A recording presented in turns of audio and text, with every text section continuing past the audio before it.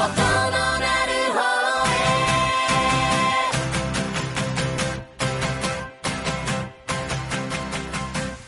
everyone, and welcome to another episode of the James Brown Podcast. I'm your host Raj, and with me as always is my co-host Spencer. Hello everyone. So you did it right this time. Yeah, you did. In case you don't know what we're talking about, you should have watched the part 1 of this podcast. And 10 seconds in and you'll find out exactly what we're talking about. So, how does it feel like to be soul-crushingly stressed? Soul crushing. That's how it feels. Yeah. It's just really tough. Every day I see you, you look like you've fallen apart a little bit more. Well, the problem is every day you see me is one day closer to the wedding that we're planning completely by ourselves. It's tough. It's true. I have not helped in terms of planning. You helped me though. You got your vest. Yeah. We have a story for that. All right, before we start talking about this, I just want to ask, do you guys even care about these stories we talk about? Or do you want us to skip over them and get to the anime? Because we don't know. Yeah, we like telling the stories, but we could also put a mark in that lets you get to the... Actually, we do We that. already do that. Oh, but they probably don't care then. Well, we'll see. Okay. Well, then you see about this story. I want to know what people have to say. I'll preface the story with saying that we got all of our suits for the wedding party from one store. It was a really good deal. Raj is a big-boned fellow. And that's not the word I like to use. What do you say? I'm large. Oh, okay. Well, Roger's larger than the average bear. And he couldn't fit into any of the vests. And he couldn't fit into any of the vests we've looked for many times. You actually heard a story where we tried looking for a vest last week and it didn't work and we were frustrated. Did we tell this story? I don't know.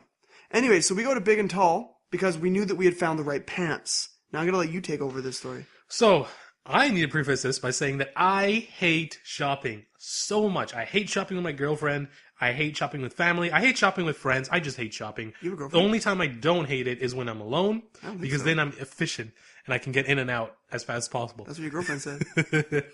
So, while we were walking to the store, I knew this was going to be a day-long thing, because it always is.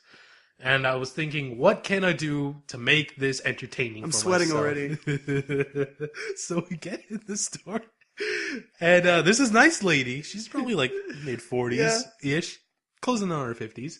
So Spencer's like, yeah, we're looking for a vest for him. And I'm like, yeah, it's for our wedding. And then she's like, oh, that's nice. And then Spencer's like, yeah, what? And she's like... Oh, there's a lot of your kind getting married nowadays. And then Spencer's like he was speechless. And she's like, I just noticed a lot of your kind like coming in nowadays. Like it looks like this weekend's big for your people, like getting married. And like she would not say it outright. And I was like, yeah, I guess so. I just it's part of the community.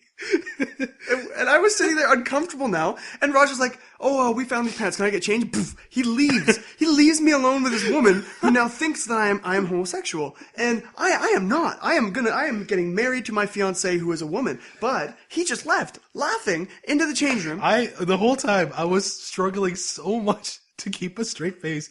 And as I was walking into the room, Spencer just mutters under his breath to me, I hate you so much. Because, okay, what happened was this lady had already helped us. We'd already been there for about 5 to 10 minutes now. If I release the charade to the light, we'll look like idiots and she won't help us. So now I'm like, crap, I am screwed and she's asking questions. She's like, how long have you been together? And I was like, I've known him since like grade 10. And she's like, oh, that's nice. And she's like, oh, how come you're buying your pants from here? Why not with where you got your... She's talking to me like I'm a baby. Honestly, I was like, this is kind of strange how nice she's treating me. And I'm like... My mind was blown that you actually went like through this. What am I supposed to do? I mean, if I was in that position, I'd go through with it because I think it's hilarious. But if I was as comfortable as you, I would have blown the lid off the whole thing. Well, I just didn't want to do it because I was so tired of getting turned down that I... While I was in the change room, my favorite thing that happened is you said something along the lines of, see, you belong here. And I just yell out over the thing, I only belong with you, Spencer. And I can only imagine what your face looked horrible. Like. She looked at me and smiled. And I was like, and I went... I was like, oh, Raj, no PDA now. I didn't know what to do. And so then she's like, I'm so sorry. I'm really ignorant about stuff like this. Do you guys like have a wedding party? I'm like, yeah, I have a bunch of guys. Oh, they're all wearing the same thing. And he's just bigger bones, so he wouldn't fit into the other vest. She's like, oh man, that's really okay. I mean, he's just big. It's all that matters. She said there's more of him to love. More of him to love. And I was like, And this entire time, I'm laughing so hard in the change room. Is that what took you so long to get freaking changed? I was just laughing. I was trying to calm myself down before I came out of the change room. So then we go up, and she's like, when's the date? And we're like, July 12th. And we're at the place, paying, and I'm like pacing away from you. I don't want to be involved in any more conversation. She's like, you must be so excited. I'm like, yeah. I was like, well, I mean, the wedding was really his idea. I said, I'm really okay with getting married or not getting married, either or. And I said, even the suits are all up to him. I basically made you into the woman of the relationship. You made me into the woman. And she was like treating me so nicely. Like I got a shoulder touch, whereas usually that would be not okay. But not gonna lie, we got the best service we probably would have ever gotten. Incredible Oh service. man, like we felt like champions. Champions of the village. And okay, I want you guys to picture this. Spencer and I both look older than we actually are, but I look older than you. I look like I'm in my early-ish 30s. You look like you're in late 20s. So I completely look like I have a trophy husband. Yeah. Yeah. It does. You wear this gold chain, you're like this, bigger brown guy with your goatee, and you're just like... And I'm hanging out with this younger, pretty muscular white guy here who's just following me around, buying me clothes. I just felt so uncomfortable I'm imagining buying what it clothes. would be like. I'm just like, I didn't want to imagine, but then I was starting to, and I was like, what's she thinking about us? I was having a lot of fun. I was not having any fun. And then Spencer countered this because we had to go to another store. But we left, sat in the car, and then we were like, we forgot the dummy vest that we were kind of matching colors to, and he's like, you're the woman, go out and get the car. And I was like, you suck, man. And then the guy came out, and I was like, I don't want to go back in that place ever again. And the guy came out with our bag, and he's like, oh, here's your bag, and gave it to Raj, and then he walked in. So we have to go to Black & Lee, which is another store to get bow ties and shirts. So I go in there, and she's like, okay, this is for your wedding. I'm like, yeah, for me and my fiance's, my wife to be. You pulled it out so fast. So fast. And she looked at me like I was an idiot. And she's like, oh. And then I walked into Spencer, I'm like, damn you. And you were like... I was like, yeah. I was so pumped. You're like, I never let you do that again. We went to Moore's and you were tired at that point and didn't want to engage in that. Also, we ran into Georgie there. Yeah, it's true. Georgie, the guy who we watched anime with sometimes, was there buying a vest for our wedding. He was with his mother, and we told his mom the story, and she just broke down in laughter. Oh, it's quite the tale to tell. I don't know why I went along with it now. I should have just outed it, but now we are forever known as a gay couple. But what happens if me and Janelle have to go back in there for some reason? Then you're cheating on me. Excellent. The plot thickens. So that's my story. And pretty much what I'm stressed about at this point is not that, because that actually helped relieve some of my stress. Not in that way.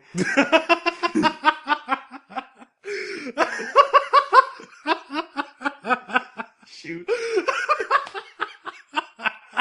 I can't believe you just went, what I meant was we laugh too much on this podcast. Yeah, we do. We really do. There's a lot of expenses coming up. Things are happening in the wedding party that's just breaking down. Also, I proved my best manhood that day. Yeah, you did. You did what? My best manhood. You proved your manhood to me? Best manhood. I hope not. Not just manhood. His best man. Dude, you are more in proximity to me at the wedding table than my brothers are. Oh, it feels good. Does that feel good? Yeah. Brian is right beside me because I've known him longer. Then it's you and then Ray. So you're like the second right there. All right. Just because I felt like putting you, Ray, then actually I could do that. As long as you keep Ray close to me, otherwise he's gonna shut down. You and Ray are side by side. It's the way it goes is it's me, then Brian and you, because I realized like we're gonna be like, I'm here, you're here. We'll be able to talk. You know what I just realized? Every time we talk about Ray on this podcast, we make him sound like someone who cannot function without being around one of us. He can't. Well, at work he works, but then outside, like when my fiance would show up to our hangouts sometimes, he would just go, ooh. And he is an arrogant, he's a soon. prideful man. He's a soon. Oh yeah. He's a complete soon. He is. He doesn't know it yet though. I think he does. I think he does. No, yeah, he does, because I told him what a soon is. He's like, that sounds just like me. So it's like me, Brian, you, Ray, and then it's Corey, Bryce, and Levi. Levi's at the very end. Get wrecked, Levi. It's just actually, Levi listens to this podcast, doesn't he?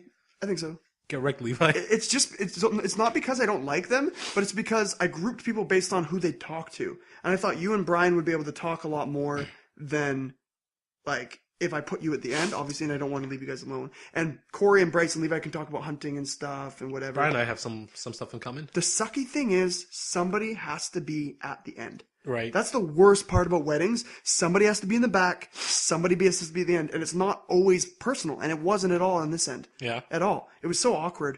I just feel so bad for the people at the back, you know? Or the people at the end of the table. I was at the end of the table at my friend's wedding last year. Nobody talked to me.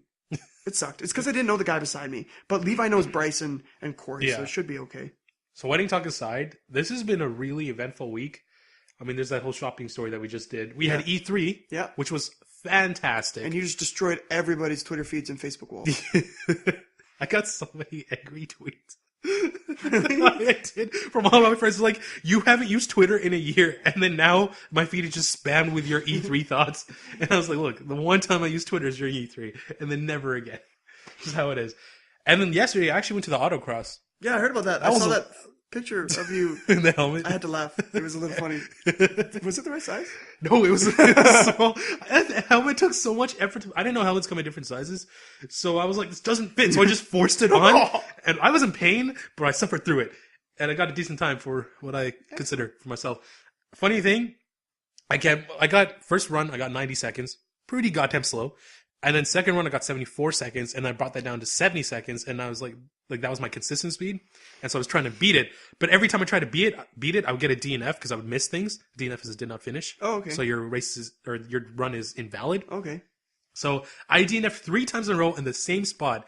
And it got to the point where every time I DNF, the guys at that station would go, oh, come on, you were so close. And I was like, I have to do it. That was my last run. And I was like, this is it. I don't care if I don't beat my score. I'm going to finish this run. So I run it. I make it. And then I stick my hand out the window and give a thumbs up to the guys. And they all start screaming and cheering for me. Like, yeah, you did it. Yeah. I was like, I felt so good. And then I got a pretty bad time. And I was like, I did it. Who cares? You didn't. At least you didn't. Those guys George didn't go. Because he's selling his car. What? Yeah. That family is just, I don't understand. They love cars more than I know of anybody else. Their family owns high-end vehicles, every single one of them.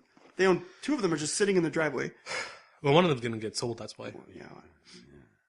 Maybe. Oh, yeah. He hopes so. Okay, should I click the button? Yeah. I think they've had enough of this. Not 20 minutes. 12 minutes. That's a lot better. It is a lot better. We had 20 minutes of nonsense last week, didn't we? Like 2 weeks in a row. Maybe this is why we don't have as many people listening as before. Too much story. They're like, oh my gosh, I don't care about these people. I'm here for anime. All right, hit the button. Okay, I'm hitting the button. Random topic button. I gotta say it. Oh. Baby steps. So this is what? This is the beginning of his battle with, do you know his name? Red Hair Kun. We already have a red-haired Kun with glasses in But he's Megane Kun. All right, whatever. The red-haired Kun who can only do ground strokes. Groundstroke Kun. All right. Yes. So groundstroke Kun. Why do we always say Kun? It's never anything else. They're our friends. So groundstroke Kun is someone who can... okay, I really like where they went with this in terms of Achan. Because this has happened in anime before, specifically sport-ish anime. But it's always happened to a side character where there's a character who's good at everything equally, but then that's it. And that's what Achan has. He needs a Kamehameha. Yes, he needs his signature technique. He needs his galactic gun or whatever it's called. Gallic gun. Okay, I was close. He needs his vanishing drive or what it's Senna. Senna had a lot of techniques. Ghost step or something? Yeah, something like that. Vice claw? Vice claw. Anyways, he doesn't have a finishing move. And because he doesn't have a finishing move, there's no way that he can finish. All he does is play catch up until his opponent makes a mistake. Yeah, the nice thing is, Groundstroke Kun actually holds back in order to analyze Achan more so he can give like a decisive finish. And Achan's like, I can keep up. Like, he thinks it's a good thing, but then Achan realizes that's not, and he's gonna lose soon, unless he comes up with something. One thing I wrote was that it's realistic progress. Achan is not overpowered. He just takes a lot of notes. And if you take a lot of notes... excuse you, bless you. Thank you. If you take a lot of notes, you'll be able to analyze something enough that he figured it out. Bless you. Are you going to do that for the next couple times? I hope not. Anyway, so Achan figures out that all the guy's doing is playing with... Oh my gosh. Oh, I thought you were going again. Playing with him because he's done all his ground strokes equally. So he starts playing a serve and lobby game, which means pretty much you serve forward, then run to the net and hit it when it's in the air. Right. So he does that, and that puts Groundstroke Kun out of the... Oh my gosh. 3. How many kittens have died? What? What? Kittens die when you sneeze? I think so. I think someone's just talking about me a lot. Oh, well, that's an anime. I guess we're going to go with that one. So anyways, he discovers it, and then he puts Groundstroke Kun off his balance. So, and then a good quote from the coach was like, this is tennis at its best. He's like, if you lobby, then you want to volley over them. And if you do a hard, like, passing stroke, and then you want to do this, it's all a game of, like, give and goes and combats and counters. It's actually pretty interesting, and they animate it pretty well. I like it. Yeah, they made the tennis actually interesting. I'm liking Baby Steps still. It's good. Match is probably going to finish in the next episode, which is out right now. We just haven't watched it yet. Yeah. I'm looking forward to it. Baby Steps is good. I wrote a whole episode for a game equals a good thing. Or equals awesome. I was actually this anime. Like, okay, I'm just wanting to say how excited I am that we've been able to review each episode as it comes out since the beginning, because you guys have been here with us, experiencing the ups and downs of these animes, and to see something like Baby Steps build itself to a place like this, it's actually really cool. Yeah, I went from really thinking it was just kind of average and nothing happened to being a good sports anime. Yeah, and another reason I was talking about this is because if we go through our whole list, you remember the ups and downs of all the animes. And this week, all of them are coming to a crazy head in a climax. Like because it's so we're almost cool. done. And it's so cool to watch the trend. Like, we knew it was there because we've watched anime for years and years and years. But to see it, this is actually a really cool case study for how anime ebb and flow. It's really neat. I like it. Okay. I'll hit the button. Go for it. Oh, excellent. Akuma no Riddle. How was it this week? Really excellent follow-up to what happened last week. And it was an episode that didn't have any action whatsoever, but they explain a lot of things. The explanation for why Haru is a target is incredibly, incredibly stupid. But everything else is really good. So, I'll say one word and you'll understand everything. Illuminati. Oh, no. Yeah. Illuminati?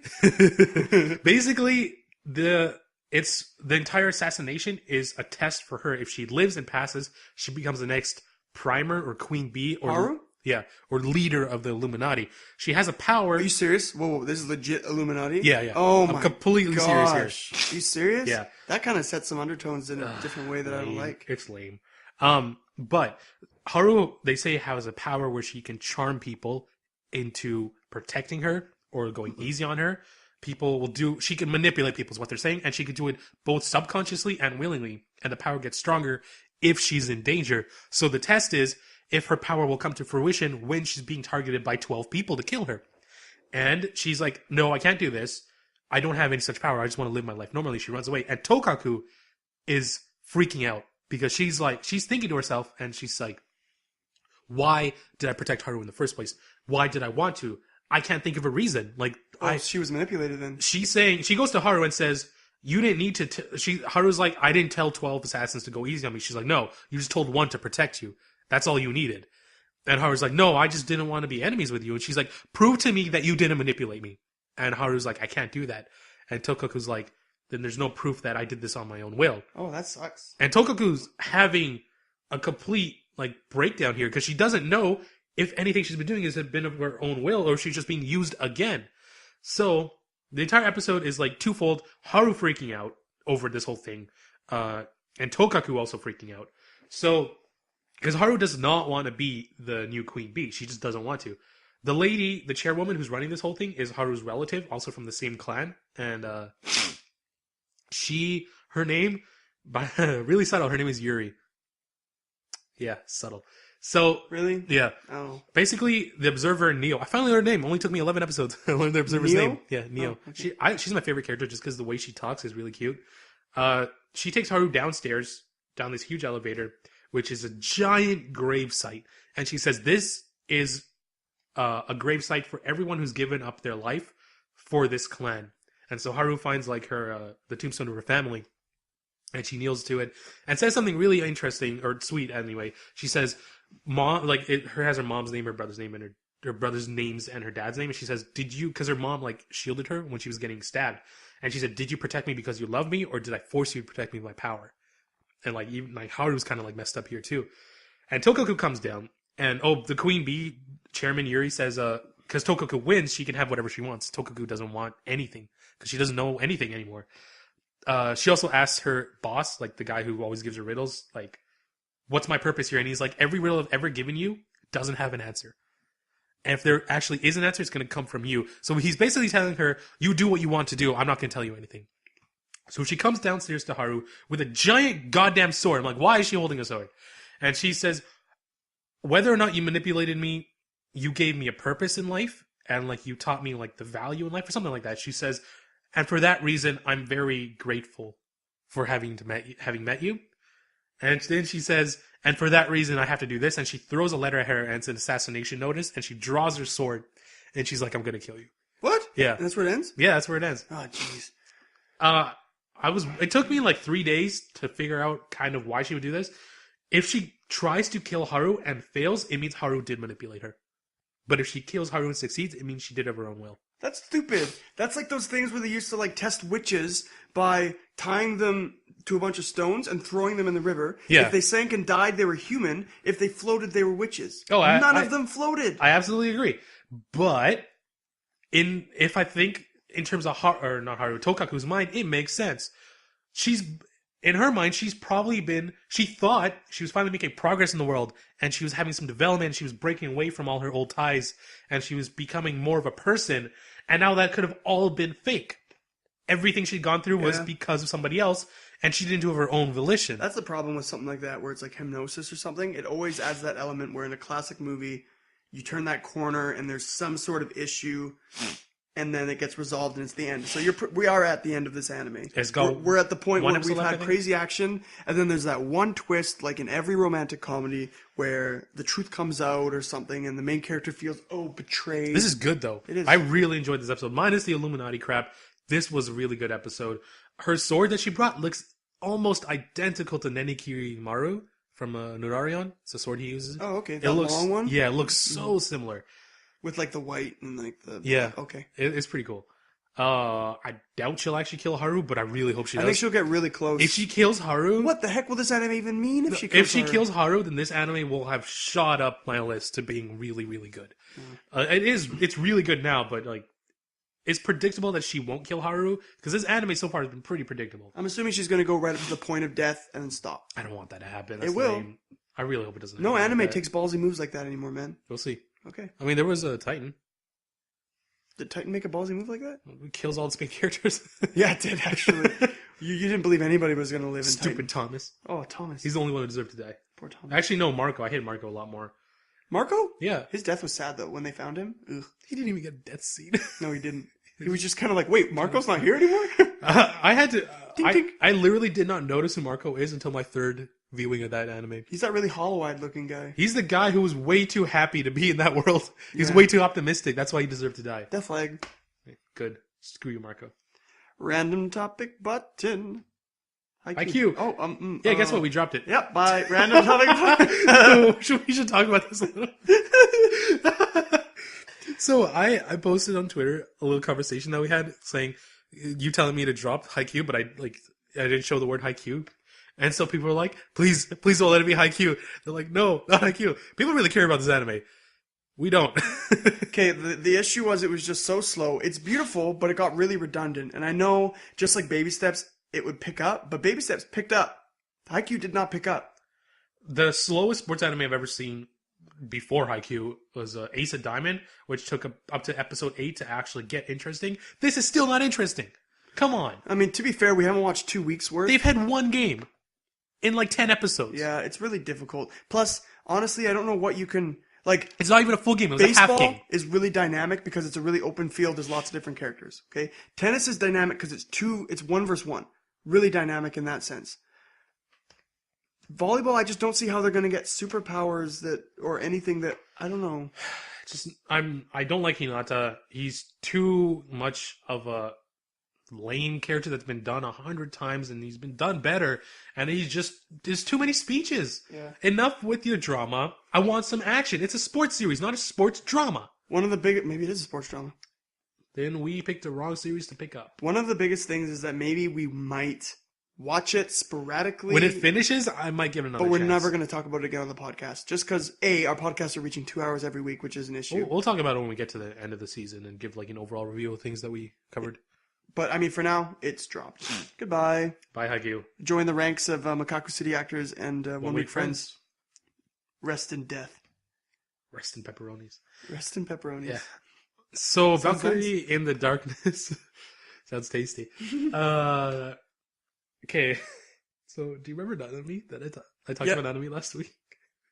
And I said how because she wasn't in the opening, she had no chance of living. She's dead. So there's 3 episodes. Well, there's 2 episodes left in the series now, with a new opening, and Nanami's in the opening.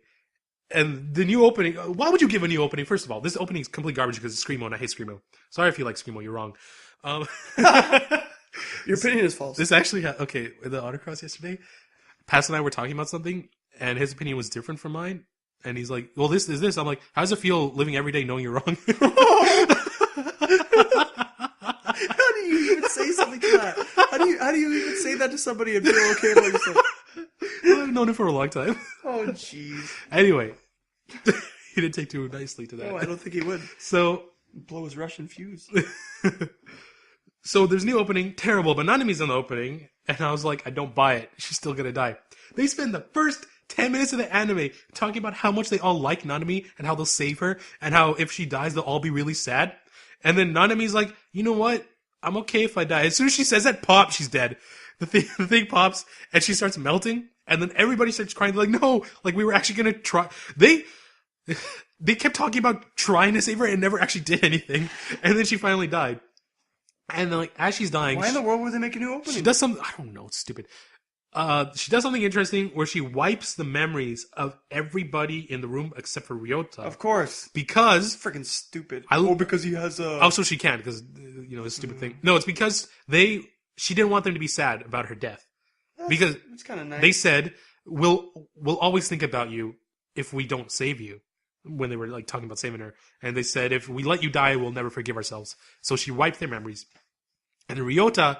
This makes Ryota sad because he breaks down like nobody remembers her. I'm the only one. This is horrible, and he starts crying.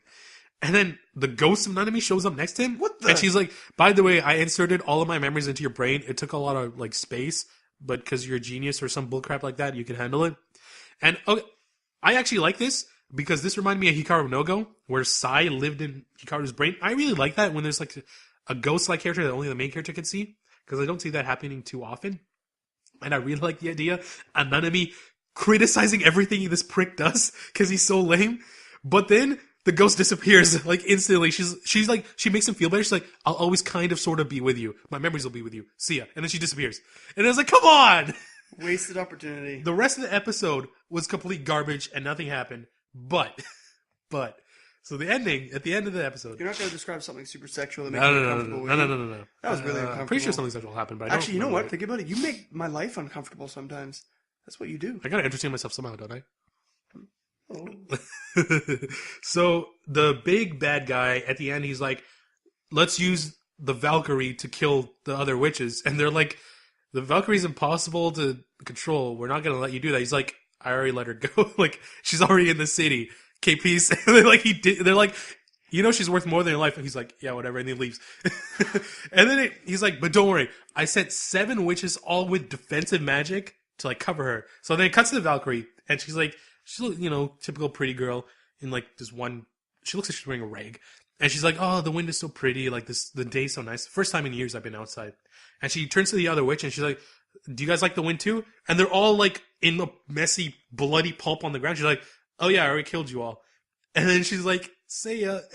So she's got free reign over the entire city. The one witch that nobody can stop. And she doesn't even have a beacon on her head. So they can't remotely kill her. She doesn't have the thing in her neck? No. Well, she does, but she doesn't, like the beacon is a thing that remotely pushes it so they die. They're kind of screwed. Kuroha's supposed to stop her. It's been in both openings.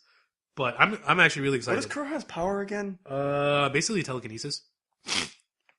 Oh, like floating, like Phoenix kind of things? Yeah, and she can break stuff too. Okay. With her telekinesis. How's Ryota live so long? What do you mean? She could just break him for being a loser. She's done that a few times, actually. Oh, really? Every time another girl starts doing something kind of sexual, like basically the girl who's sexual, whenever she, what was his name, Kurumi? Something like that. Whenever she does something kind of sexual to him, Kuroha like breaks something near him, but she'll do it without knowing she's doing it. And then Ryota figures out he's like, Kuroha, stop trying to kill me. She's like, it's not me. He's like, you're the only one with telekinesis here. You're the only one who could be doing this. She's like, it's not me. It's pretty funny. Also, it's her libido. Seriously, what is with Japan and indirect kisses? Why is this a thing? I don't know. I don't understand. Because they're creepy otakus. I don't understand the indirect kiss. Because otakus can only get indirect kisses. They're like, don't generalize their population, Spencer. I'm not generalizing. I'm saying a vast majority of people that watch anime are otakus. It's generalizing. It's generalizing our people. Yeah. Well, I get direct kisses all the time. I don't know why indirect kisses are so nice. They just don't want to share like meningitis. There's a thing where the sexual girl says, I think it's Kurami. I swear it's Kurami. It's Kazumi. Damn it, I was close. So Kazumi says, Ryota and I kissed. It wasn't she like he had an indirect kiss, and then he's like, "That's not a kiss." But Kuroha freaks out over it and then runs away. And then he catches her singing, and she's like, "I really, really, really don't care about him kissing other girls. It doesn't bother me at all." She catches him, and he's like, "I really, really, really didn't hear you sing." It's pretty funny. And then actually, there is kind of a sad moment. This is the only part of the anime that was actually good aside from the ending. Where did this all happen this episode? Yeah. There was a moment where because she uses her power, she loses her memory slowly. She lost the memory of going to karaoke because he asked her about karaoke. She didn't remember because he's like, "We should go to karaoke." She's like, "What's that?" And he starts crying and she just hugs her and she freaks out because she's in love with him. But then like she realizes it's like a sad hug, and that was a nice moment. And she like keeps saying his name like, "What's wrong? What's wrong?" And he's just crying. This guy cries a lot. What a pansy. She cries a lot more than he does. There's a lot of crying. Yeah, there's a lot of crying in this anime. It doesn't work because all the characters suck dick. It's true. Why are you watching it still? Because it's 2 episodes left. We dropped Hakyuu. That's true. It was better than Hakyuu. Was better than this. All right, this anime actually gives me some enjoyment though. I bet it does. Hey, Kuroha's not a bad looking girl. I'm clicking the button. Another thing, Kotori still completely useless. They do absolutely nothing with her character. The teleport girl? Yeah. I'm just gonna say it every week. Kotori's useless. I'm waiting for them to do something with her. I don't even need to watch this anime. You describe it so detailed. I've told you multiple times never to watch this anime. It's not good. Click. Ooh. Chaika. Now an anime you should be watching. This episode, Chaika, was good. Oh, man. So new Chaika can speak in full words. Yes. Full sentences. She's a manipulative. What color? I'm thinking either black or pink. Or, do you have a black one? No, I'm thinking blue. Or black or yellow, I mean. Blue? I think she's probably going to be black, actually. I don't know, because the nail polish was yellow. Anyway, so this is our Laputa episode, pretty much. Yeah, it's weird because we just finished watching Laputa last week, and then this one came out. Yeah. It's pretty interesting. Yeah. Chaika this week was really good because it's one of those great moments in a series where all the characters come. This is a 24-episode series, right? Well, it's 12 and then 12 later. So where all the characters start coming together for a big battle. I mean, there's Gillette's group, and now 2 of the girls are stuck in this castle. They're trying to infiltrate it. There was a big... it's really good. I don't know. That twist, what do you think about it, though? Which twist are we talking about? Where the kid comes out, and he's the actual guy, not the other guy. Saw it coming. Yeah, me too. I wasn't really... Yeah. But he's a messed up kid. He's almost as messed up as the Kuroko guy. Well, I liked how he did not... Or Akari just didn't even flinch. He's like, "I want to cut you up and see like what you look like inside." She just stared at him. She actually cut into her boob. Actually, poor girl. People were like... Actually, it was in the Crunchyroll comments. People were really mad. They're like, "How dare he dual wield daggers? That's Toru's thing." They're like, "Toru needs to kill him. He's the only one cool enough to do that." Crunchyroll people are strange. I know, but I just found it really funny. No offense. I don't know. I like and I don't like what they do with the Frederica because seeing Frederica get stabbed and then owned with that kick was amazing. But at the same time, they only did it so she couldn't wipe out everybody right away. It's true. I want that she's gonna come back and go dragon and like kill a bunch of people, but I really don't want them to use her as only an escape, which is what I think they might do. Yeah. Where the castle's starting to fall, they have to get out somehow, and then she comes, she's like, "Oh, you can just ride on me," and then they ride comes away. Out of nowhere, saves them. I really don't want that to happen. I would prefer like Toru swarmed, and then she comes and saves him with her dragon form. That would be cooler. I like that Toru has once again promised to fight her, and he better fight her this time. But his reason for not wanting to fight her is actually legitimate. Is that, how would you feel if you had to fight an immortal? And I'm not immortal if you pierce my brain. That's impossible to do. I don't know. This episode was so action-packed that it was just a linear path, pretty much. Everyone was trying to get to the top. Akari gets kidnapped. Watching Akari get drugged was not fun. No, getting drugged and then shot at point blank with that magic spell was pretty heavy. Yeah. Sucks for her. But then we knew she would have to battle Toru. We knew that would happen. I'm interested though to see who's stronger. Physically, she's more powerful than him, but Toru's smart, so I think he could probably outplay It's so dumb. Why do they follow that girl? He still hasn't gone Blood Iron. No. It's been a long time. Yeah. Not since Frederica, I think. Well, the way this anime works is they do reveal why things happen, so they might be revealing soon why they don't I hope they do, but it's been a while. I think it was dumb that they followed that. What girl were you talking Chaika. about? What girl? The the fake Chaika or the other Chaika? like, oh, okay, lead us there. Well, how did she get out in the first place? Did anybody even question that? Nah. Just stupid. It's like you're infiltrating. You're smarter than that. Why don't you just distrust this girl? I'm interested in what that Chaika is going to do with our white Chaika, because red Chaika wanted to kill her, but this black Chaika or blue Chaika or yellow Chaika, we don't really know. White Chaika sucks though. She can't do anything by herself. She's got a gun. Which she has to like set up in the chat. Yeah, she's not gonna be able to she do always that. messes it up. Yeah. Well, she doesn't mess it up. I know. It was a good cliffhanger though. The series needed a cliffhanger and it got it. I'm excited. I'm really excited for the finale. It's going to be good. Coming out on Thursday, right? Yeah, a couple days. Is that the finale?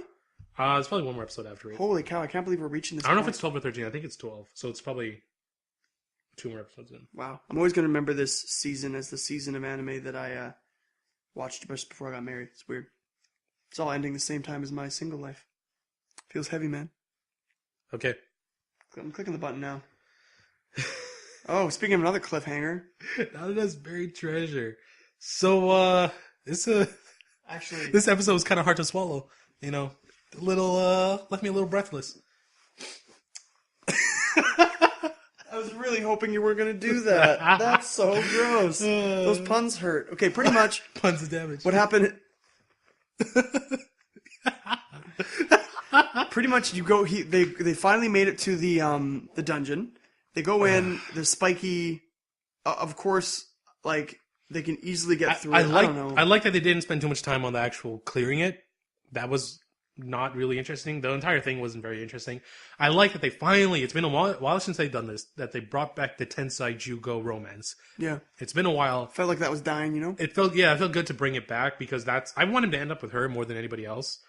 Although I really like Yukihime. I loved how that bad guy finally got punched in the face. I love how Yuiga got just punted. Yeah. Oh my god, seeing Yuiga get... I need to stop talking about how much I hate this guy. But watching him get wrecked just made me feel so good. Yeah. Oh man. And watching the girl who swoons over him get owned too, that was pretty sweet. But I liked how they figured out that they was actually like swimming in the shadows. That was a pretty cool concept. Yeah. It was just...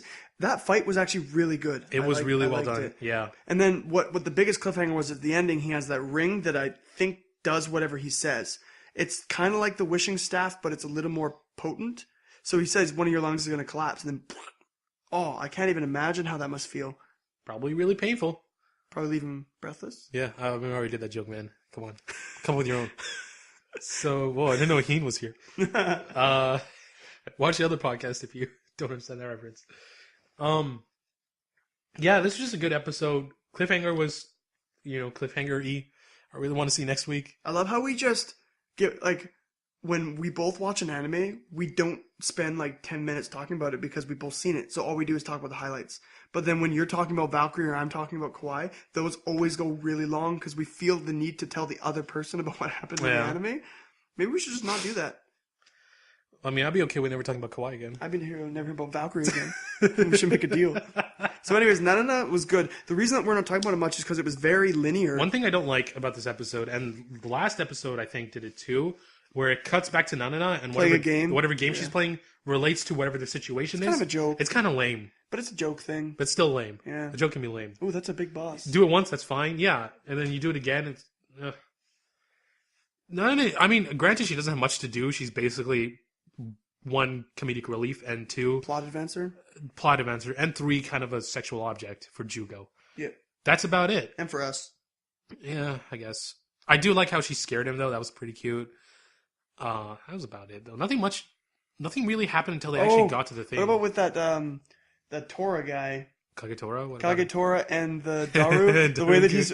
What is he... How we start by chewing that straw in your molars? What does that even mean? What's he trying to pull from her? He's trying to get him to... Hey, he's a guy, man. Come on. What's he trying to get him to do? He's trying to get him to, do stuff more erotically. He says your potential is insane. What potential to do what? Potential to be sexy. But he's a guy. So? I guess that doesn't matter in Japan. He's a trap. Again, stop generalizing the population. I'm clicking the button before everyone thinks I'm a bigot. Breakblade. This episode sucked. Okay, this episode was good. It sucked, but at the same time, it was awesome. Yeah, that's the thing. It didn't do much in terms of deep story plot and great plot advancements, but it just showed how hardcore Jigel or whatever his name is. G-kun with glasses. G-kun with glasses. I still don't know how to say his name. Jigel? Geigo? I don't know. They really need to make easier. No, they just decided to have horrible name. I don't know. Okay, this episode did this thing that Bleach likes to do, which I really, really hate, is where they introduce a bunch of characters. They tell you these characters are awesome just so someone can beat them and look hardcore.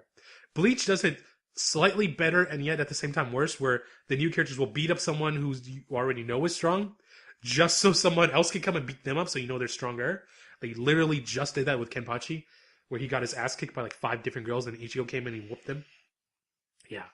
So, but Breakaway did it worse in that they doesn't even show you these guys are good. They just tell you that they're good and you're supposed to believe it. I don't buy that. Show me. Don't tell me. It's Still, anime. though, it made him super hardcore. The fight was cool. What I loved is how the boss on the bottom was away from view and being so cocky, saying like, these guys will take you down and you guys will suck and this is the power of, our nation and stuff. And as he walks up, all of his commanders are just wrecked. The fight itself was really good. It was the highlight of the episode. What I really like about this series as well is that it does blood, but it does it very artistically.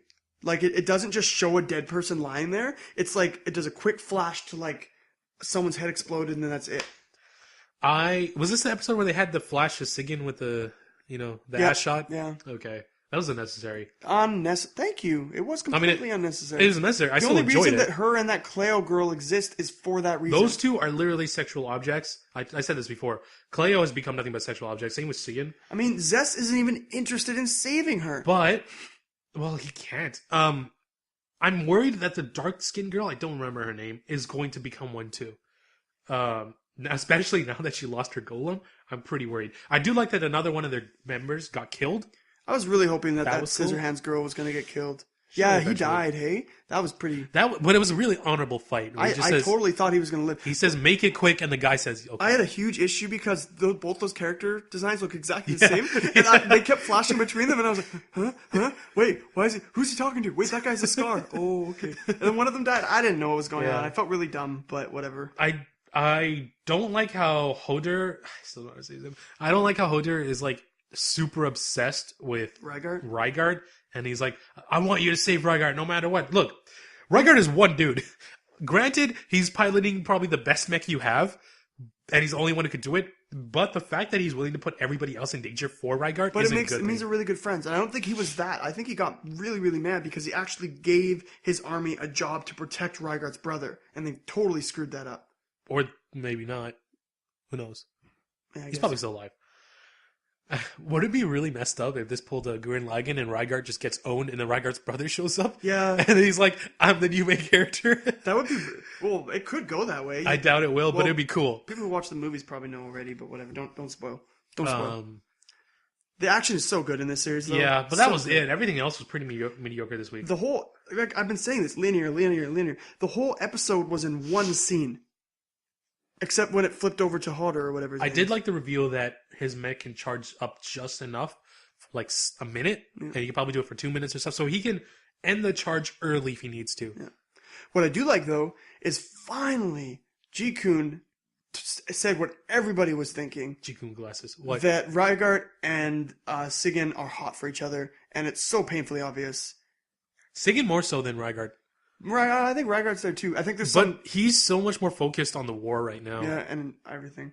Which makes sense. But it's true, Sigyn wants him bad. And everyone knew that from the beginning. It's extremely obvious that she wants him bad. Even he knows, even Hoder knows. I think what happened was when they were in high school or whatever it was, or the academy, Zess and Ryguard decided that it'd be a great idea to get Hoder and Sigyn together, and they forced it on them, and that Sigyn was so kind of soon or whatever that she didn't say no. She's not as soon. And it was kind of like a regret that she has. I thought it was really cute when she said, "I'll stop being mad if you come back." That was a cute way of saying it. But she gets so close to him though; it's uncomfortable. Like knowing how I feel around other guys with my fiance/wife to be. If Janelle was that pressy to another guy, I would totally assume things. But Hoder doesn't care. He's just like they didn't even sleep in the same room as her. No, they should separate. Anyways, Breakblade was okay. It was good. Yeah. It's nice that even in a slow episode, there's at least some entertainment in it, you know? The fight was good. Everything else was mediocre. Looking forward to next week's, I guess. Oh.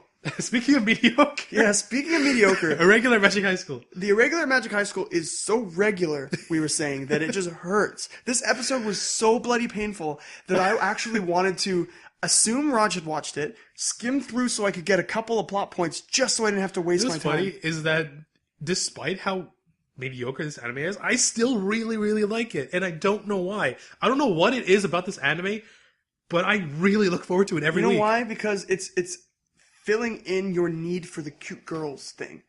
It's filled with girls. I got Black Balloon for that. Yeah, but it's filled with... Yeah, but those are lollies. It's different. It's filled with high school girls who fill a certain niche, and it's a high school thing. Like I said, how boring is this anime? It's going through all these stupid little arcs. They're having a stupid competition that mean nothing. That was the most boring part of the episode, is whenever they go to the competition. Like, nobody cares. The only one that was kind of interesting was the ice break one, but I actually want to see characters that I know do it, not randoms. So let me. I wish that was actually a real game. That looks like a lot of fun. It looks like a lot of fun if we had the ability. That world looks like it'd be a lot of fun. Yeah. Because it looks like it's an intellectual way to view magic. I really like that idea. I think what we need to do, though, is that, you know how I changed my mindset about what Black Bullet was supposed to be and it got better? Right. I think we need to change our mindset what a regular high school is supposed to be. To it's supposed to be a high school slice of life. I learned, and this actually makes a lot of sense given how slow this anime is. It's a 26 episode season. Oh, really? Yeah. Oh, gosh. Can we drop it now? That makes the pacing make a lot more sense. Okay, you know what? That actually probably nailed in the coffin. I'm going to drop this series. Really? Well, I'm not interested in it. You can't bear another I can't bear another episodes. 16 episodes. We're only on episode 10. That's true. I still can't really do like it. this. Sorry, everyone. I dropped a regular high school. I was on the verge today, but honestly, I just can't do it. I don't know who the characters are. I should keep my mouth shut. I can't do it. I just can't do it. I'm sorry. I have to drop it. It's going to be off my list now. My section's getting bigger and bigger. It's because you do that usually. You watch a lot more anime than I do. Yeah. I still like it. This episode had a lot of boring moments. But I just can't handle it, man. Like, my Saturdays mean way more to me than sitting down and watching an hour's worth of anime where I only care about like 40 minutes of it. The 20 minutes I could do other things, like, wash my face, grab a drink of water, watch paint dry. So much better. Something nice that happened in this episode was when Miyuki came into his room, and he says that she's more important to him than all of his other work, which is something that, I mean, come on, any sibling would feel that way for their other sibling. Like, you're more important to me than my work. Usually that's the case. It's so cheesy, but though. she swoons, and he's like, she understood the sentiment, but she's taking it a little too far. But at the same time, he just doesn't care. But it's so, like, the reason I like this anime too is because it is slice of life, and it does have really awesome hardcore moments. But it's just one of those animes that the production company paired up with some writer team script thing that was good at verbose world building, and it just kind of is a mediocre money grab. And that's what I feel. Like, one of the scenes that nailed it for me is when they're all in the stands, and the girl's all like, "Oh, but you're not watching me." And he's like, "Well, I fixed your CAD. I don't see why you're so angry." That's typical harem stuff, though. Oh, I know. And you're seeing why it's grating against me. This is becoming a harem. I was actually... It's been a harem since day one. I know. Man. I believed. I was really annoyed at first. I mean, I used to get annoyed at dense protagonists over stuff like that. But then I thought back to my high school days, and I was equally as dense. It makes sense. I had moments like that, too, so I can't be too hard on Tatsuya. Still, though, it's just... Wait, no, yes I can. He's a Terminator. The series is kind of like... just kind of imploded. I've been wanting to give up on it. Like, last week I didn't even watch it with you. I was, like, on Reddit and stuff. This week, I wanted to just skim through it. I don't know, man. Still liking it. I want more. Well, I'm going to get more, but I want... It needs less talking. I'll rejoin you if the series pulls a gorilla moment and it does something really cool. I doubt it. At this point, I just can't handle the pacing. I highly doubt it. I doubt this will ever get a second season, too. But it technically has 2 seasons. I doubt it'll ever get another season. Okay, Over what's already I'm going to planned. click the button. Go for it. The world is still beautiful. It's got hardcore. It did get pretty hardcore. Wow. Yeah. I did not see this coming. It was, I actually didn't. I thought it would be a really lighthearted visit to her parents and everything, but then I also... really, really like how the grandmother is the one and not the creepy dude. Oh, the creepy dude is just an obsessed loser. That's all he is. He's one of those childhood loser friends. He didn't even want to marry her. Actually, no. Well, he probably does. I totally swore it was going to go date rape when she passed out. That's what it felt like. Yeah. Yeah. I totally thought it was going to be a rape moment. I mean, it showed us they probably wouldn't, but it had a huge When he rape dropped vibe that line- until the grandmother came. Yeah. Until then, I was scared. I was like, oh God, the kid is gonna get raped. When he dropped that line, like, "Have you ever made love to this kid?" I'm like, what? Can he even do that at this point in his life? I do like how, before all this hardcore stuff happened, the romance is so nice right now Yeah, that it is really she nice. just gets flustered over all the little things so that cute. used to It is not really bother cute. her. Like, she sees him naked and she's like, I see him naked all the time. Why is this bothering me now? And she just doesn't really understand all this love. I love how when she realizes that he'll lose all of her memories of her, basically all the character development, all the fixing she's done for this entire season will get ruined. She freaks out so much that she rams herself into like the gate, like so much her head started bleeding. That's pretty hard. But she really loves him. I like that Livy jumped into the... I was so not expecting the water to be knee deep. For him it is. But even if it was for a tall person, like I thought like... Okay, what I thought was really lame because she threw it in, and then when he jumped in, I thought she went, what? And then she landed, and then he stood up, and she's like, oh, you found out it's really shallow. I thought you just leave it alone. I thought it was like a huge lake. I thought it was going to die down. Nope. I like how Neil can actually kick ass. Yeah, he's actually a badass. He is. I love how he was pretending to pass out. That was good. I love how Levy just destroyed Nike's brother and put a sword to his neck, and then he freaked out and called other people. What a noob. Yeah. Couldn't do anything against a kid. Just such what I really like is like I don't know like what happened with that wave or what's happening with like it left on a really good He'll still be alive. I'm assuming Nike's going to come and save him with her. Well, how's she going to get out? Well, they said, interestingly, that she's the most powerful singer they have, so she can summon the strongest rain, meaning we have not seen her full power yet. No. And I'm assuming because her grandmother summoned lightning, maybe Nike can summon lightning to break her out. I was like, who summoned the lightning? Just didn't even assume it was a natural occurrence. Yeah. But whatever. I wonder if... It's not going to go this way. I know it's not, but I really wish she would just zap her grandmother with lightning. That'd be so cool. She wouldn't do that, though. No. They love her too much. I like the characters, though. It's a weird world that they have where... my grandmother's word is law. As a guy, I would have rebelled against that pretty quickly. But it's kind of how the culture is. It depends. If I could summon rain, I would. If I couldn't summon rain, actually no, because I doubt anybody except for Nika can counter her rain, the grandma's rain. Hers is pretty powerful. You're saying this rain thing like it's actually a big deal. Yeah. What can rain do? Well, she summoned lightning. Oh, I guess lightning. Storms, and you could theoretically take away rain from other nations. That's true. The airbender thing's pretty neat. That seems like her most powerful weapon is the wind cut stuff that she does. This was a really good episode. I really liked it. I'm really looking forward to what happens next. This climax is getting good. I feel like it's something we're missing. But it feels so shoujo, though. Like, it just hurts sometimes how cheesy and girly sweet it is. Which I'm okay with. Sometimes, yeah. I feel like I'm missing something. There's something I wanted to talk about, but I can't remember. Oh, the stupid idol thing? Oh, no, it wasn't that. What the heck was that? She was singing the opening theme. Was she? Yeah. I love how Neil's like, what's that shiny thing? What's she holding in her hand? And nobody's telling him anything? Yeah, what? They have advanced technology? Yeah, I don't know. What was with that? Apparently. They have electricity? Yeah. What? I don't know. Maybe. Well, I guess they get something lightning. Yeah, I guess so. I don't think there's anything else. I swear there was something else. Yeah, if you remember. Oh, I remember. When he yells, Nika is my woman, because he's not comfortable enough to say, I love her. But he does say before that a future without her is the same as dying. It's really cool. He's being really manly. He's completely in love with her. Yeah, he's having a hard time explaining it, but he's being really manly. That's one thing I don't like about shoujo is they really boy-eyes men. Something about shoujo, which is always hilarious, is when the guy says something that makes the girl swoon, and Levy was like saying all this stuff to her, and I'm like, this would never work in real life. No, it was so bad. No, it does not at all. Moving on. If her flag breaks... I don't remember what happened this episode. What the hell happened? Oh, right. God, this episode. All right, it wasn't too bad because of what Sota did. They had the typical school contest where every single girl in the harem went into the contest. And so they had to do this thing. They're like, we're going to have a wet t-shirt contest. And they give my gosh. They give Sota a water gun. And his face, every time he sprays them, they're like, oh, Sota, they're actually so cutesy. And he's so mad and not into it. He just doesn't want to be here. He's like, I hate my life right now. Like, he's just so depressed. Why is he depressed? Because he doesn't want this. He doesn't find them any of them attractive. It's hilarious. And eventually, one of the girls, long story short, the last competition is like a confession of love. So they get Nanami to do it because she's a Soon. And Nanami says a bunch of stuff like, I don't like who you are. Like, you're a terrible person, kind of. And you're kind of lame, but I care about you. And she's like, I know you're going through something right now. And he starts crying. And he says, someone actually noticed my death flag. And even though she can't see flag, she noticed I was going through this thing. And she's like, why are you crying? And he's like, I'm sorry, or whatever. And then all the other girls start crying. And then they literally say, Nanami wins the harem. They're like, you care about him so much. There's nothing left for us to do. So Nanami wins. She's like, oh my gosh.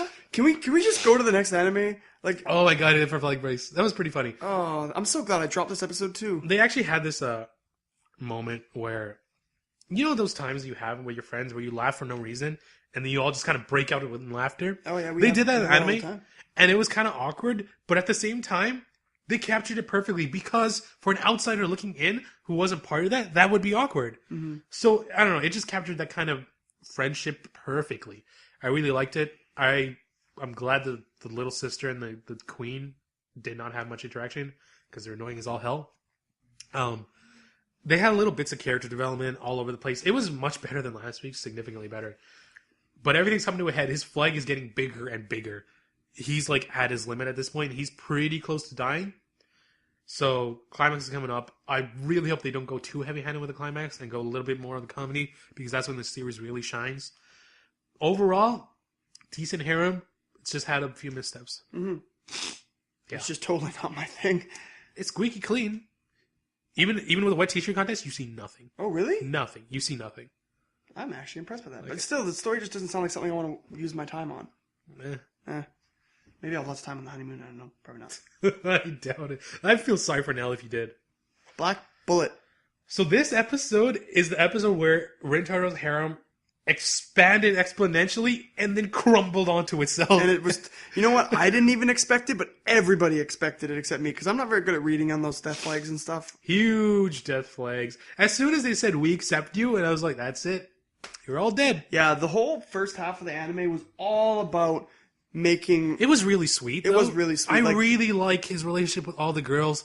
I was really naive in thinking that Tina was not part of his harem. I was like, oh, she just looks at him like an older brother. Oh, no way. I was wrong. I was dead I want wrong. to kiss him as much as I want when That was so married. cute. It was cute. That's so innocent. Yeah, it is. Oh, I love it.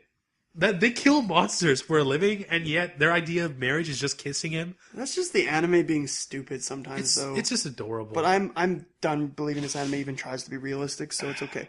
That was honestly so cute. I loved the look that Tina gave him, like when he was reading it, like, accept me. Yeah, accept me. Is this gonna happen? I like how Edgy was like, so what's your answer to my proposal? And then Tina's like, proposal? She's like, no. And then when all the other girls accept him, they're all like, I never realized I'd have this much competition.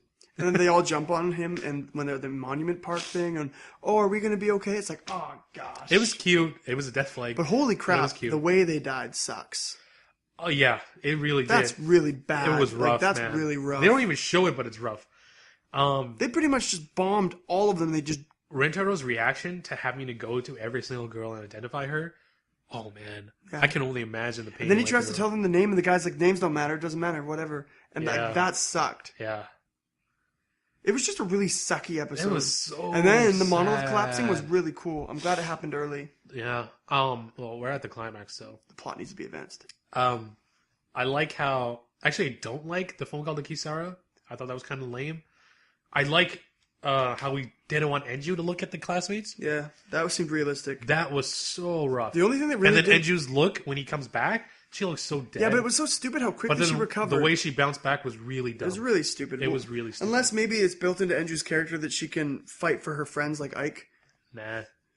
What they should have done is she should have gotten up. She shouldn't have said anything and just started walking with him. Yeah. But with the same look. That's what they should have done. But they fixed her. They put her back to normal just for plot Which I advancement. didn't like. One thing I really, really, really, really, really hope they don't do is pin the bombing on Kagetane. Because he's coming back. If you watch the preview, it's also pretty obvious because he fell in the water. But I really, really, really hope they don't pin it on him and they keep it pinned on the population that don't like the girls. Like the anti... That would make it so much more interesting. Because if you just put it on Kagetane, then you'd be like, oh, people are actually good. They would never do that. No, bullshit. People are pretty crappy people. This anime has not tried to make people nice, though. That's the thing. Which I like so far. I don't think they're going to put it on Kagetani. Also, when the blind girl comes back, I was like, dude, just take her home with you. Yeah. Just don't let her die. You leave this girl alone. It's pretty much your fault if she dies. He's pretty much on her, yeah. Plus, she has a little sister. You should probably save them both. I feel really bad for that girl. That lead girl. Oh, man, I just can't even imagine it. Yeah. That's gross. Jeez. So, because of what I've changed my idea of what this anime is, a harem with some cool action, it's a really good harem. It's one of the best. I love Enju chewing on whatever her name it's is. so cute. I still can't remember her name. It was like Fu or something. But her ear... Oh, that was adorable. If you owned a dog, you've probably bitten your dog's ear because it's really soft. It's kind of the same thing. It's just adorable. When Kisara was sitting there and Rentora was talking to her, and he was like hesitant to hold her hand because I like how they're actually making him advance on his feelings. That's really nice. I also like how he's not like super manly with his feelings, and but when it mattered, insecure. she turned manly. He turned manly. Yeah. When she was really getting self-conscious, he grabbed her hand. I'm getting tired of him saying "I will protect you," though, because she also went off on him for that like last episode, which she says, "I also want to protect you." So, don't need to keep saying it. It's kind of lame. Actually, in real life, that line doesn't really work on. I mean, I've done that once. It doesn't work on girls. I will protect you. Well, because there's nothing to protect people from these days. Exactly. Except like creepy people. I mean, granted, I was young when I said this, a lot younger than I am now, and then the girl was like, "I'm a big girl, I can handle myself." And when I said the birth of feminism. The moment she said that, I knew I was screwed. I was like, time to move on. I screwed up here. I can protect myself. Nothing to see here. Also, she was totally lying. She could not handle herself. Something happened later on, totally proved me right. But what protection do people need except like social awkward high school angst? I was against another dude. He was being a little rough with her. Ooh, let's put it that way. Feels rough. Yeah. That's a different kind of anime we don't watch. What anime? Random topic button. Talking about porn or what? No game, no life. What happened? Oh, this entire episode was about character development between it was Kurumi and Fee. I love Fee just because of her reaction to Jibril. So everybody here can call me Fee except for that monster in the corner. And Jibril's reasoning for killing her people is so good. It's so funny. I banged my head so I killed them all. It's like, oh my god, I love how they're so OP. And I finally realized exactly why Sora and Shiro are so comfortable in this world and not comfortable in their own world. It's because they're treating it like a video game. Yeah, they are. Because I realized, like, they're always outside. Why aren't they freaking out? It's because this world's a video game to them. They're not treating it like real life. They're not at all. I legitimately like fast forwarded that shower scene. We're like, let's get naked. I'm like, skip. And I skipped ahead until... There wasn't too much that happened in that scene. Well, I just don't care. There was actually they called out Jibril. They're like, can you make the shampoo like less erotic? Because it's like, basically what it did is like, it winded it around the girls enough to cover all their nipples and stuff. And then like, it was kind of bondage. It's just something I don't want to see, so I just move on from it. But something funny was Kurami came out and her boobs were bigger. And she's like, I'm the type of girl who just looks smaller in clothes. And then Sora is like, Sophie, did you use magic to make them look bigger or did you actually make them bigger? And she's like, he caught us. And Kurami's like, damn it. Also, another funny thing, Sora says, can you turn me into a girl? Because then I can join them in the bath. And she's like, I can absolutely do that. But then I can never turn you back if you're okay with that. And he legitimately thought about it. He's like, is it worth it? And then he's like, I want to keep my manhood. I'm so glad that I skipped it. I thought that was really funny. There's nothing there. Honestly, Sora, I would have done the same thing. I would have tried. Come on, but, got to keep the manhood. Why didn't you just walk in? Being respectful. Also, Fee would probably magic him out. Actually, most people there would kill him. Probably. Yeah.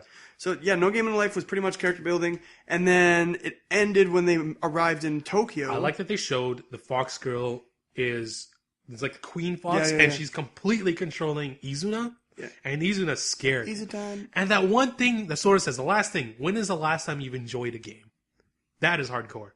I do think absolutely that the thing that's going to carry this, or what's going to save them in this game, is Steph. Mm-hmm. Because whatever he told her to do at the end, I was thinking kind of like a Code Geass thing, where Lelouch put a Geass on Suzaku saying, live on. So that would make Suzaku like go beyond his abilities. He might have done the same thing to Steph, where the one thing he says is for her to win. So like she can go above her own abilities to win. He has some plan. It's probably not what I have in mind, because this anime always blows my mind. No Game in Life is just so good. They've done a lot of build up with the games, and I feel like if this is their final game, because it has to be, it is. Then it's gonna be great. I'm confident that this is gonna get a second season. It absolutely is. It's way too popular not to. Mm-hmm. It's most people's number one this season, across the world, not just in North America here. So the only reason it's not my number one is just because of the excessive fan service that's in it. It's not my number one because Chaika actually has a better story and better characters. Chaika is much better. Yeah. Chaika is number one this season for sure. Yeah. All right, let's move on. Excuse me, I just burped. Crepe Corner. So our Crepe Corner bowl is actually running a bit low. But then I remembered that I hadn't taken actual suggestions for 3 weeks. So now it's full again. I kind of forgot to. You went back online and found them? Yeah, I had to scroll pretty far on our Twitter history. Do you want me to look? Yeah, I'm just mixing them up. Oh, you're feeling those pretty good. There you go. Choose one. Bum, bum, bum, bum, bum, bum. What would you like to see adapted into an anime the most? You know, I really appreciate that I can read my terrible writing. That one manga that we read. I know exactly which one you're going to say because it's my one too. Yeah, it's Siren. Yep, Siren. Siren is so good. It is my number 2 manga. It is fantastic. So pretty much shonen, Yeah. but it's perfect. It is a perfect shonen action adventure series.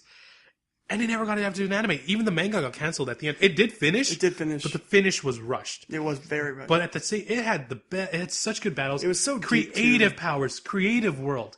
It was really, really I loved good. the beginning because it was so shocking for everybody on how to do it, and there was actual death, and it was really good. You, similar to me, when you discovered it, when I told you about it, I think you got through halfway through the series in like a day. Yeah. Because it's just so good, and you can read it really easy. What It's I do very easy to usually read. every 6 months is Raj, tell me some good animes or manga to read right now. So he gives me a big list, and I pick one. And so I've been kind of off and on. Like, I read manga when I'm bored because it's fun to read on the bus or something like that. But I'm more of an anime guy because it's much easier to just eat food and watch anime than eat food and read manga. Yeah. But isn't that such a lame reason? I have another answer to this, but it's already an anime, but I want you to do it right. Eye Shield 21. Yeah. Make a proper Eye Shield anime, and it will be one of the best animes to ever exist. True, that doesn't try to... Okay, the problem with Eye Shield 21... is that in the manga it was incredibly racist and there were some big things that went on, but they tried to clean it up in the anime. So one of the big issues was the black guy, right? Right, Panther. It was racism that kept him off the team. Yeah, it was huge amounts of racism. Huge racism. In the manga or in the anime, all it was that he screwed up one game that he had already been playing, so they made him their slave to make him go back to the team, not because he was black at all. That's lame. Yeah, it is lame. It totally broke down every single character development they had. Yeah. I just only one the anime was a piece of garbage.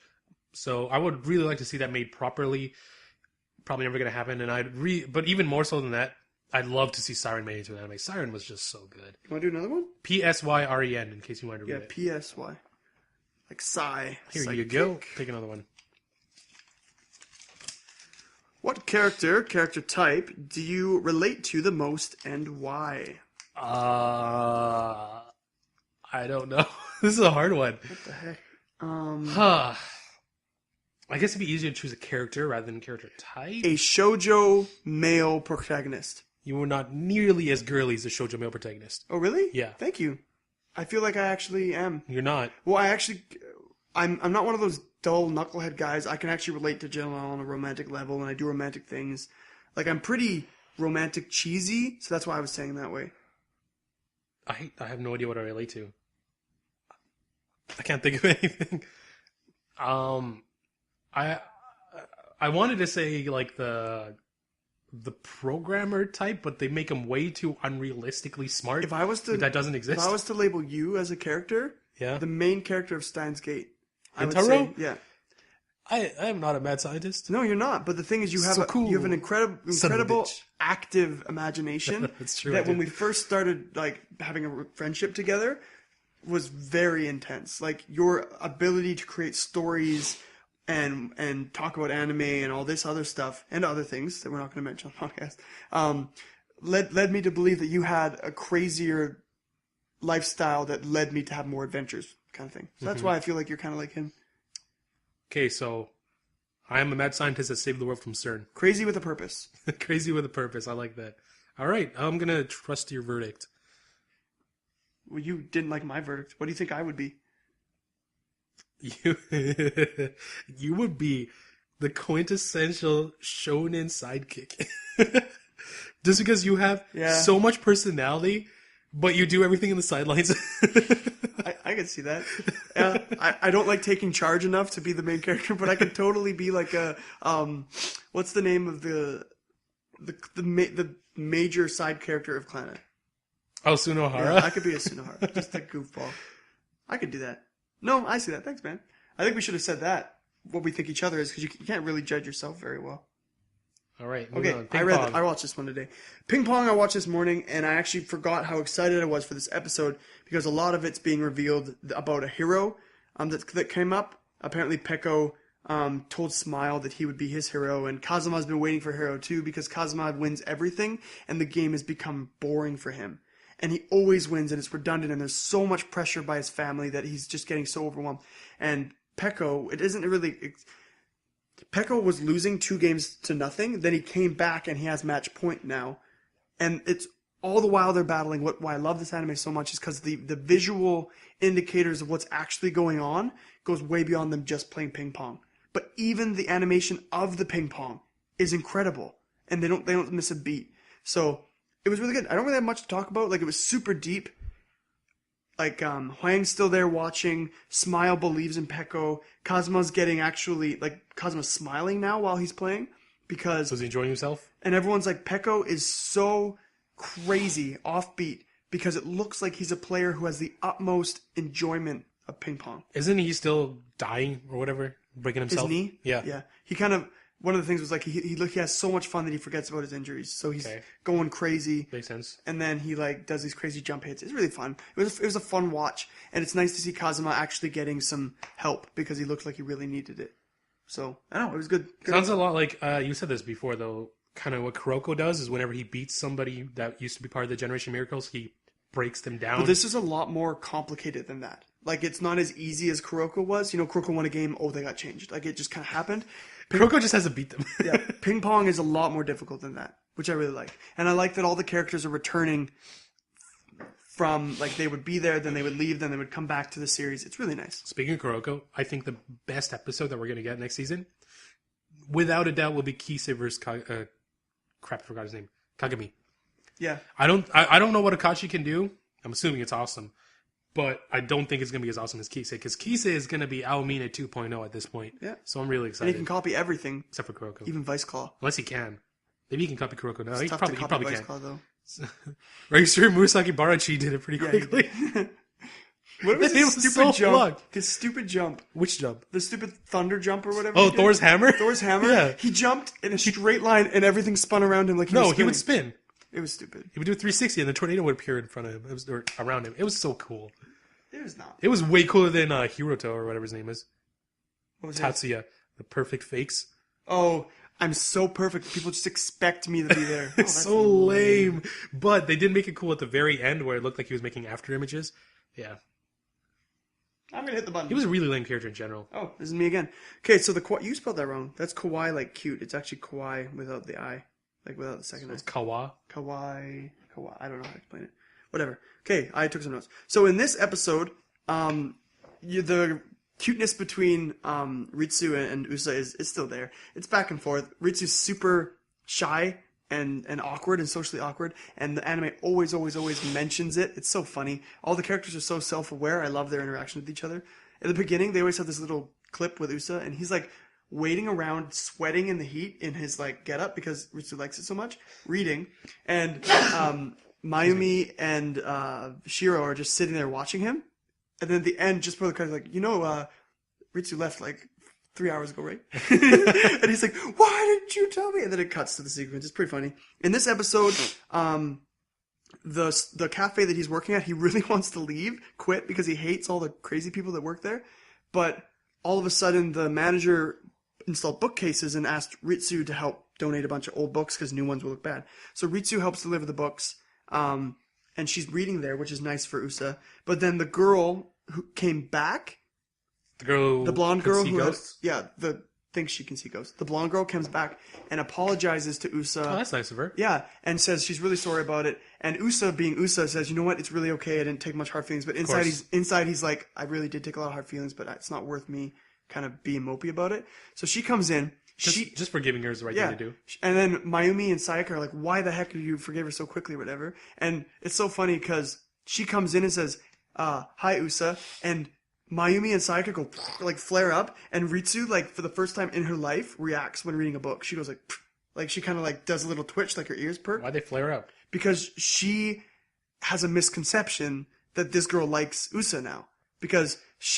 But she doesn't, because this girl came and met this other loser guy who works at the cafe who sees ghosts. And the guy, and the guy goes, wow, you have such a nice guardian spirit. And she went like, and she had just finished talking about how she has high standards for boys. She is not going after Usa. And she was like, Doki Doki. Just like, she fell in love with this guy immediately. And Mayumi was like, that was freaking fast. And she got really mad. That's lame, but that's funny, man. So she's now coming back to the cafe every day, but Ritsu doesn't know that she's not coming back to see Usa. Makes sense. So she's getting super frustrated. So they're all back home, and the sadistic girl comes back. The little elementary school girl. She's sadistic because she hangs out with the masochist Shiro. So they kind of back and forth. So then Ritsu comes up, and the sadistic girl pretty much calls Ritsu out, says, Usa likes you, you know that, right? And everyone's like, like, it took you this many, like, episodes to get to this point, and you, like, called him out? And then, so, she's like, no, he doesn't, whatever. She's only taking care of me because I'm weird, or he's only taking care of me because I'm weird. And then everyone's like, you're so dense, and she totally bugs the crap out of her about Usa for, like, 3 hours. Usa comes home, Ritsu's like, I hate you. Pretty much. Gives Usa a death glare. Usa goes, what the heck? I've only been in this episode for like 10 minutes and everyone hates me. It doesn't know what's happening. The girl pretty much bugged Ritsu so much about Usa that she began hating him. So that whole thing fell apart. It was just a really funny episode. Really good. I like it. Okay. It's consistently really high on my list. I look forward to it every week. I had to resist the temptation to watch the episode that came out yesterday because I didn't want to spoil what I was expecting for this week. So, yeah. But we're not going to talk about it till Friday. Consistently been dropped. Yeah, that's okay. We've begun to accept that we just drop each other's stuff. Now that we're this far into the series, we're so much into the season, we're so much more strict. If something like slips up a little bit, we'll just drop it. Because it's had 8 episodes, 10 episodes to even build itself up. So, nobody's even told us about One Week Friends anymore on Twitter. I'm okay with that. So, whatever. And nobody mentions Makaku City Actors. Okay, Makaku, before we actually talk about Captain Earth, Makaku's going to be one of these anime, I swear. It's going to be, everybody talks about it because it's all artsy, or thinks it's artsy, it's not. And all that crap. 2 seasons from now, nobody's going to talk about it. Nobody's going to remember it. It's going to be one of those. If I'm wrong... That's exactly what I'm saying about Irregular High School. If I'm wrong... I can't think of anything. I was going to say I'll eat a hat, but I'm not capable of doing that. Whatever. If I'm wrong... Just eat your words. Whatever. I'll curse out Spencer? I don't know. Don't do it. Actually, you haven't swore this whole episode. We can actually not call it explicit. Unless you consider... Never mind. What, homosexuality? No, I did say something. Oh. Okay, never mind. So, Captain Earth... But it might have been covered by you talking. Oh, I don't know what you said. Okay, Captain Earth was excellent this week because it actually broke away from the whole somebody gets discovered, they have 3 minutes, whatever. They broke away into a new, slower episode, but it had so much more sub-levels of like corporations and mystery and intense action fights and... There wasn't much action. There's very little. Well, the gunfight thing. I like how... I don't know if it was by design, Teppei's Live Blaster. I don't know if it's actually only a defensive Live Blaster or if he just made He's it able like to that. use it like that? Yeah. What is a Neotani anyways? Do we know? Live Blaster holder. Oh, okay. So pretty much a human who can use Orgon energy. Yeah. Okay. It's interesting that Setsuna, basically the leader of all the planetary gears, is a kid. Is she the leader? Yeah, she's a leader. How do you know? Because they called her Siren Sama. Oh, interesting. And she's a leader. Teppei said she's a leader. I was actually kind of worried when the doctor kissed her. I thought that was unlocking her, but it wasn't. The doctor was pretty messed up, like raising this kid just so she could transfer her memories into the kid and sort of make a copy. She was going to try to do that continually. Well, she was just confused about what the whole system was about. She was stupid. I did not expect the glasses guy. Oh my god, that was cool. I did not expect him to come back and shoot her in the head. I did not expect that. That was awesome. Like, I was like, oh, frick. Like, who does he work for? I thought he kidnapped Setsuna at the end. No, yeah, I did too, but then I'm like, oh, that's a body bag. Yeah. I was like, because Setsuna's kind of what's most important. He only cared about the machine. The machine, yeah. So that's really interesting. I didn't expect that at all. Like, at all. And I like how the Moko and the other guy are like, obviously the 1 and 2. Yeah, obviously. But how'd they awaken? They kissed each other. No, but that doesn't count. You have to be awakened to awaken another one through a kiss. Are you sure? Yeah. Oh, maybe they found a They loophole. said there has to be somebody else. Yeah, but they made it pretty clear that that was what happened. I don't know. There's 2 more people. Other than Setsuna, there's 1 more person. So, I don't know. Yeah, there are like 2 more to go. I'm excited. I don't like... I kind of like the way Setsuna talks. We're hitting the climax soon, where all of them are going to go planetary. Is it only a 12-episode gear. series? I don't know, actually. It feels like a 24. It doesn't feel like 12. But it could go either way. Oh, yeah, I don't know. The way it's going, it seems like it's going to be ending soon, though. I really like the... when the girl Pitch showed up, whatever her name is. The pink Yeah, Pitch, and she's like... does your squirrel talk? Squirrels don't talk. Of course. She's like, how am I supposed to be the main character if I'm the only girl without a squirrel? This is so squirrely. So bad. Oh, it's good though. It's right up your alley, man. Yeah, I guess. Hannah being used as fan service again, of course. She seriously has no purpose in this entire None anime. except fan service at all. And the, translating pits, which I swear they could have done another way. Stupid. I don't know. I just don't like that excessive fan service stuff, but whatever. This is the last one, so if I hit this, nothing happened. Oh, yeah, it is the last one. Wow, we went fast this week. Captain Earth, good overall. One of the best episodes this series has had. Yeah, in my opinion. absolutely. Just through pure story. Yeah.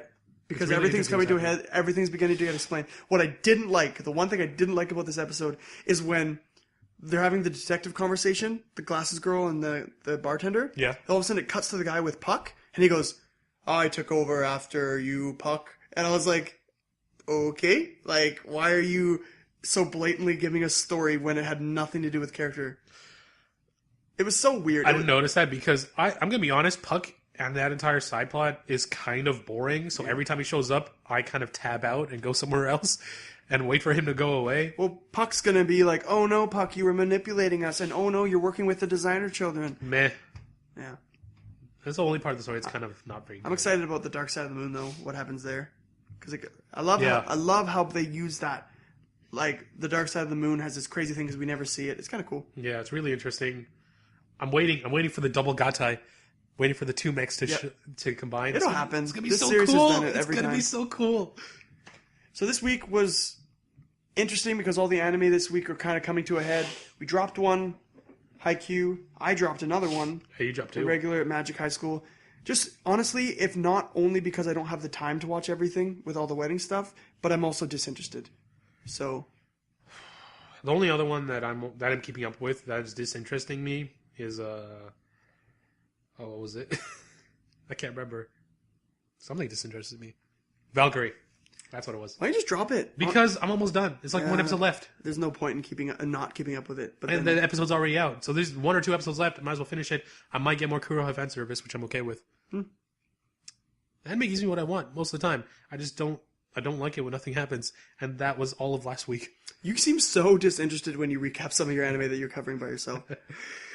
Seriously, If Her Flag Breaks has fallen so far from grace. It used to be so good and so funny, but each girl they add to the harem just makes it worse and worse. They just dilute it. They're having an issue. That's a good word. It dilutes the quality. Yeah. There's too many girls in the harem. It's, if nothing else, it's a good case study for how many girls you could have in a harem before it goes to crap. I think the limit was like once the sister 5. Once the sister came in, I think that was too many. I think 5 is the limit. You think so? Yeah. You know, I had a good harem that was kind of funny. That I can't even believe I'm admitting I watched this, but that Korwa Zombie Deska, that had a pretty good amount of girls. I actually didn't like it. I really didn't like Korwa Zombie Deska. I thought it was pretty boring. He chose his girl right away, but whatever. What did you choose again? The plated girl. Oh, the one who brought her back to life. Yeah. Her voice was terrible. That She didn't speak. No, but when she did, her voice was so high pitched, it broke the series for me at that moment. I was like, you just ruined all the little things that I liked because I didn't like too much of it.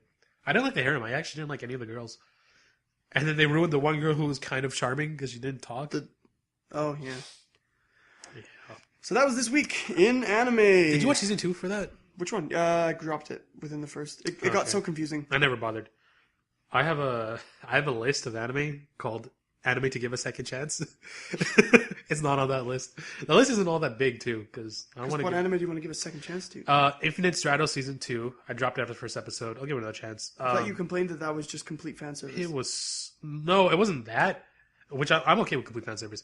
It's that the action is so ugly CGI for one, and just bad in general. Also, main character's a piece of shit.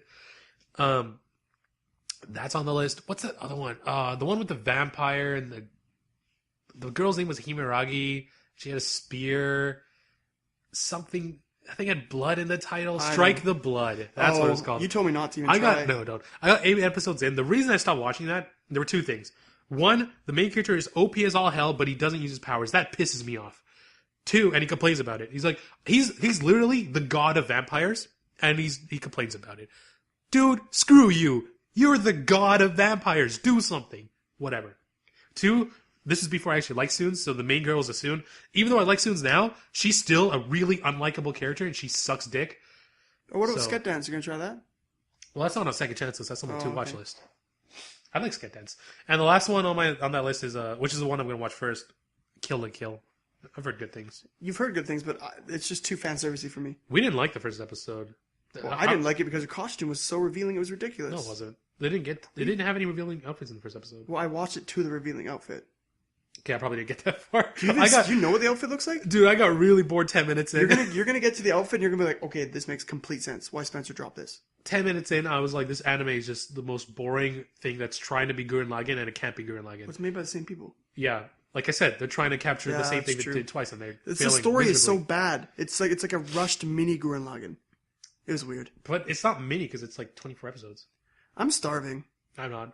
Can we end it? I had one sandwich before I came here. You know, coffee is actually really filling. I started brewing my own Totally coffee not recently. getting any of my hints. I'm like, my stomach's been grumbling every single time. I even announced, and that was This Week in Anime. You cut me short, and you started talking about, this is my life story, everybody. I started brewing my own coffee come recently. listen. I don't really like coffee, but Brewing your own coffee? yeah. But now that I started making my own, it actually tastes really good. That's why I have a Keurig machine. Yeah, I can't afford that. Feels bad, man. Pretty expensive. Oh, jeez. Those things are really expensive, man. Hey, maybe you can get me one for my birthday. Yeah, I was just about to say, but you're not supposed to call me out like that. But it's not a sweet, well...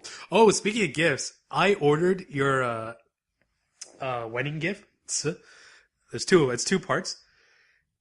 Of course, because they have to be like authentic. I ordered them from Japan, so they're shipping over. One of them is gonna come either right before your wedding or like the week after. The other one's coming in August. So you're sure that these are just incredibly geeky and not sexual? Yeah, Okay. Of course I'm sure. How would I not know? I don't if want it's another sexual? one of those awkward podcast moments where you oh, look at this awesome thing. One Piece, yes. Boobs. Oh, crap. I'm not going to give it to you on the podcast. I'm going to give Okay. it to you at your wedding, hopefully. Oh, that Actually, the other one I'll give you on the podcast. you're giving me one at the wedding? Yeah. You know we open gifts the day after, right? Okay. You want to come to the gift opening? I want to see your face when you open it. Oh, okay. Maybe I'll open it later with you separately. Okay. Because I'm home for a week before I go to the honeymoon. Okay. Sweet. That sounds like a good deal. And that's our podcast. All right. Next week we are reviewing, what's it called? Whisper of the Heart, the Ghibli movie, and then we're gonna do another recap. We probably won't do a 2-part review next week. Now, this Whisper of the Heart, just going to let you know, its art style varies very much so from what he usually does. Fine with that. Because it's old. Very old. How old are we talking? 60s, I think? Really? Yeah, 60s or 70s. At least I think. I'm scared. I'm worried. It's not bad. It's actually nice. We'll see. Country, what is it? Something road, take me home, where I belong. That's like the main song. We sang last week, right? Last week was our karaoke I think we podcast. did, yeah. Okay. Plus, we haven't dropped the secret yet. Yeah. So. We haven't done that yet. We won't do that for a while. Gotta give it a nice break. Exactly. Singing Siren. Mm-hmm. That's a lot of fun. Especially because we got to time it properly. All right. So I'm Roger James Brown. And I'm Spencer James and Brown. See you guys next week with Whisper of the Heart, another recap. Bye.